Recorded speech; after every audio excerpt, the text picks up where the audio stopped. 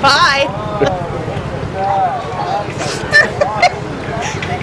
Where are you? He's looking up at the stage. I'm like, no, no, no. It's funny when you're talking to somebody and you can see what they're doing. Did they mention the parachute?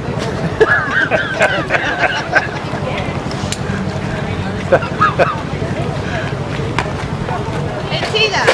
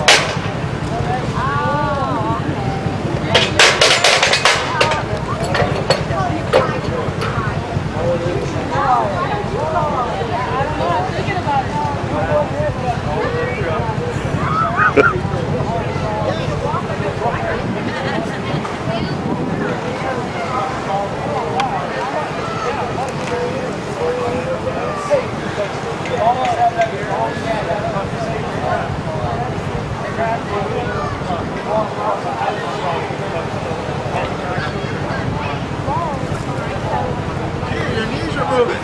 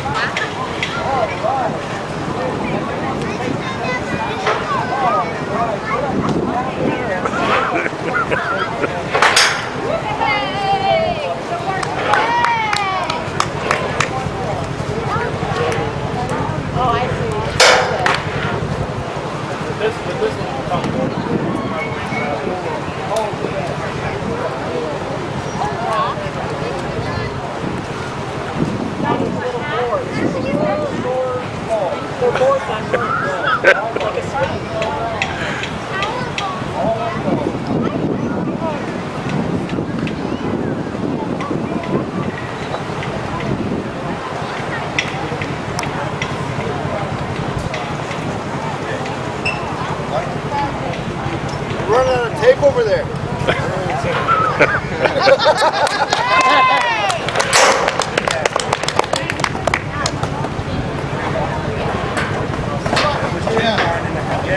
She ain't breaking no records.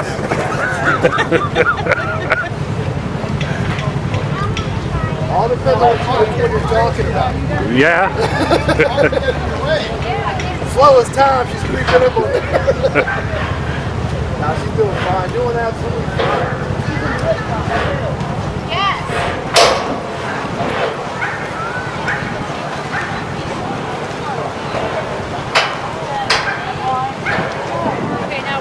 Dot's next. Yeah! Go, Tina, you're doing good.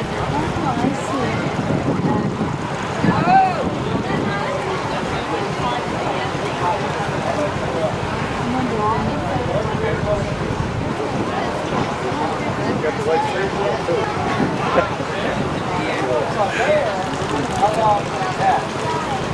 Would have been better barefoot, I think. Well, I don't know about that. Some of those.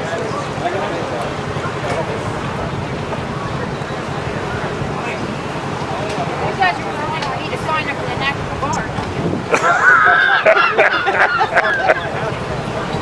Woohoo! All right!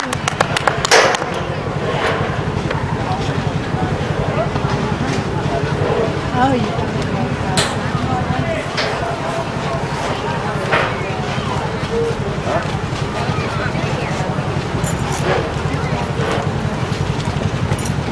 I'm impressed. She's doing good. You know what? I would be just impressed with climbing up there. Yeah.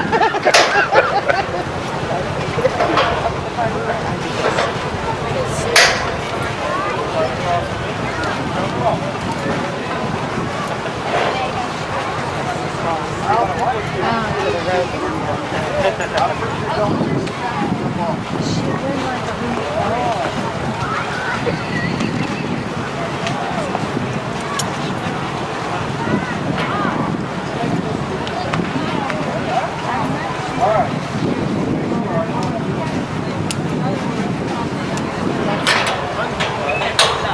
And did you say to be like a bouncy bounce? Huh? It's gonna be like a bouncy bounce? Am I gonna Go on, Tina, go. I expected more. Yay! That's our girl! Oh my!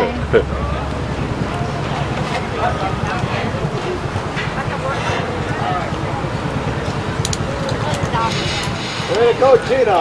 Good job. Great fun! Hey, you're next. Everyone should try it! I don't even think We're lining up now. Yeah. Thanks anyways. I appreciate I that. got it lined up. I'm right after Beth. I'm right after Jay. What the time element was, though. Here's how we do this magic trick. Mackenzie, whatever I do with my paper, you do the same with yours, all right? Okay, hold your paper out like this.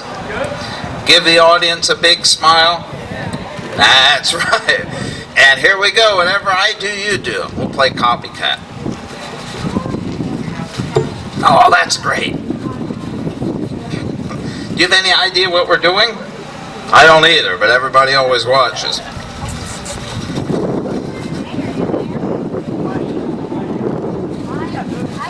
You know what? It's so windy. Let's roll it into a ball. Let's do that. You're doing a great job.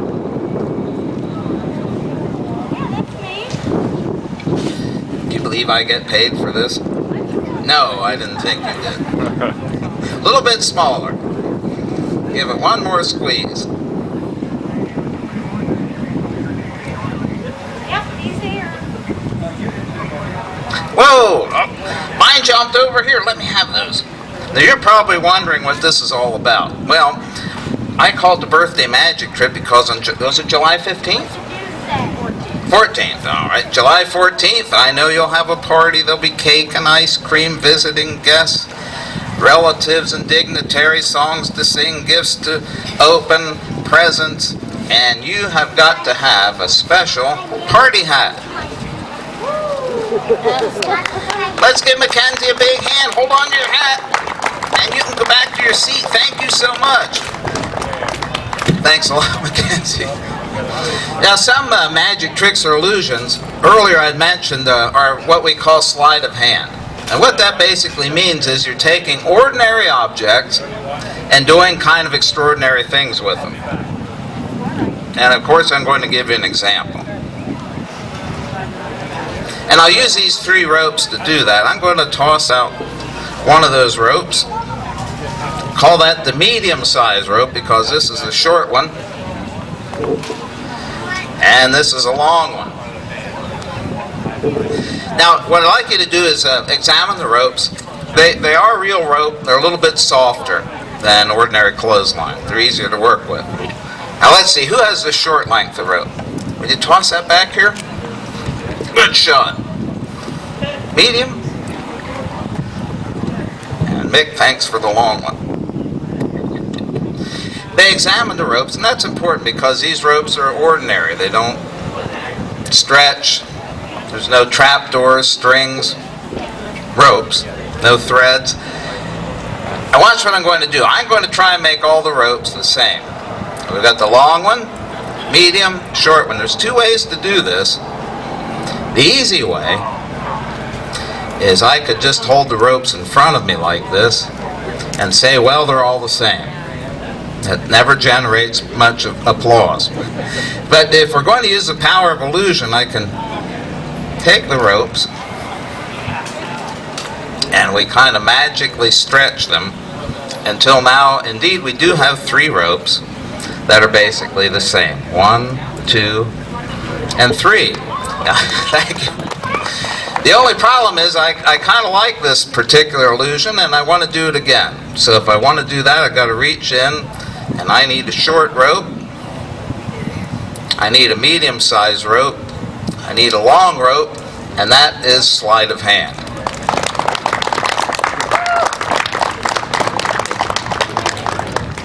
How about another helper?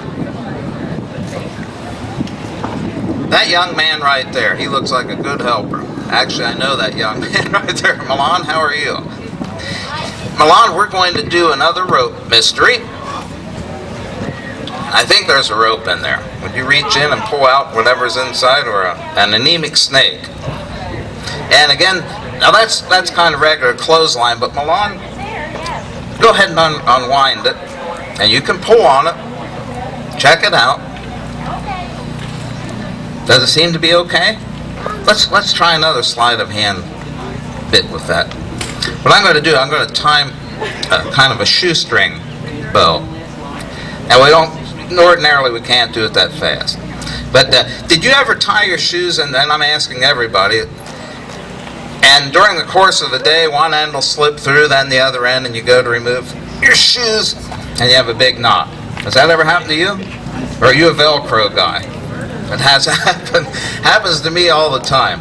And we're going to show everybody how to take care of this problem. Now, Milan, when I count to 3, you clap your hands, and that knot will disappear. Do you believe me? Have faith. You count to I'll count to 3, and you clap your hands. Are you set? 1, 2, 3. And the knot disappears. Let's give Milan a big hand. Don't go away just yet.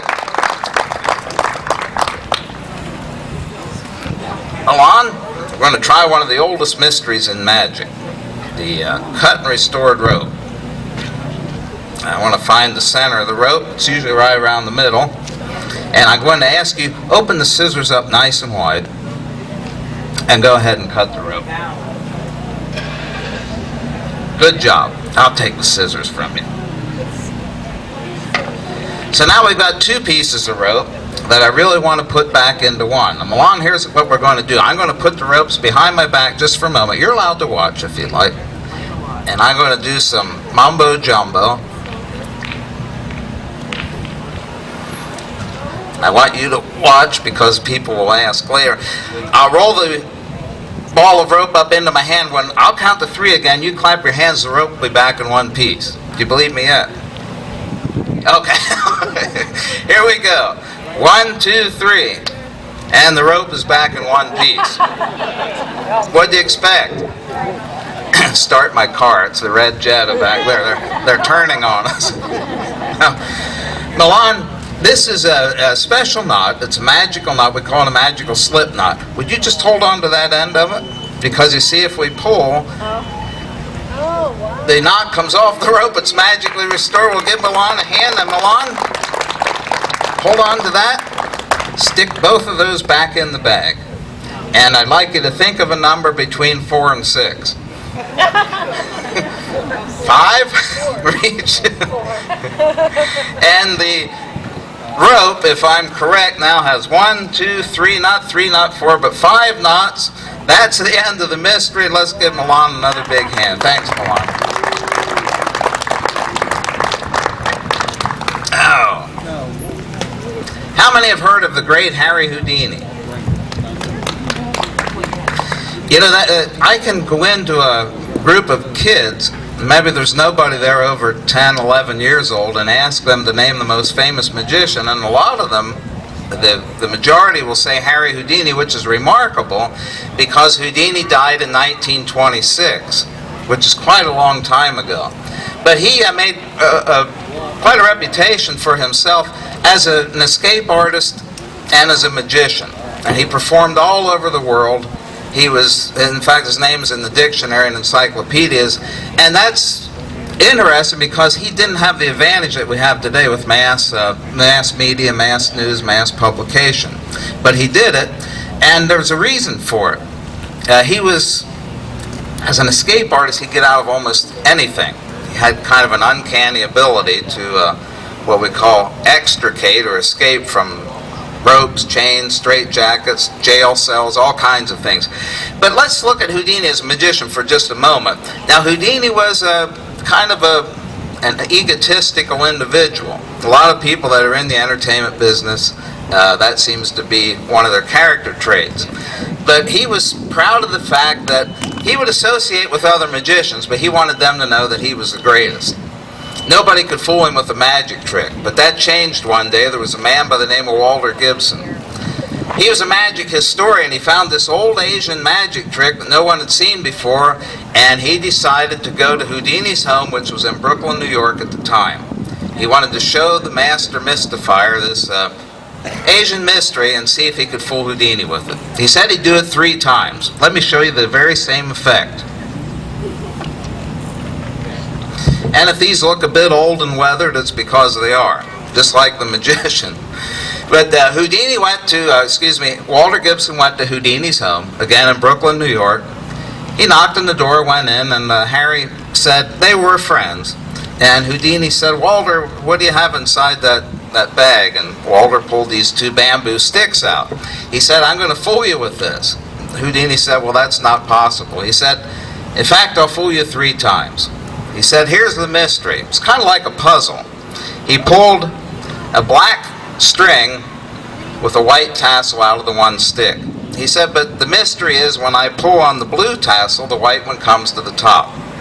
So if I pull on the blue when the white one comes up, he did it again. Now, you're close enough that you can probably see there's a green bead and a red wooden bead on top of each stick. When he pulled the red bead, the blue tassel jumped up, but the white one ran right down through the middle. Well, Houdini wasn't impressed. He just laughed. He said, "Walter, you have a string that runs through the front of the sticks." Walter said, "Harry, you're wrong for the first time." He opened the sticks and showed that there were no attachments or connections. But he said, "If I pull on the blue when the white one comes up, the white controls the blue one." He did it again and went back to the red wooden bead. When he pulled on it, the blue one still jumped up, but the white one ran down through the center.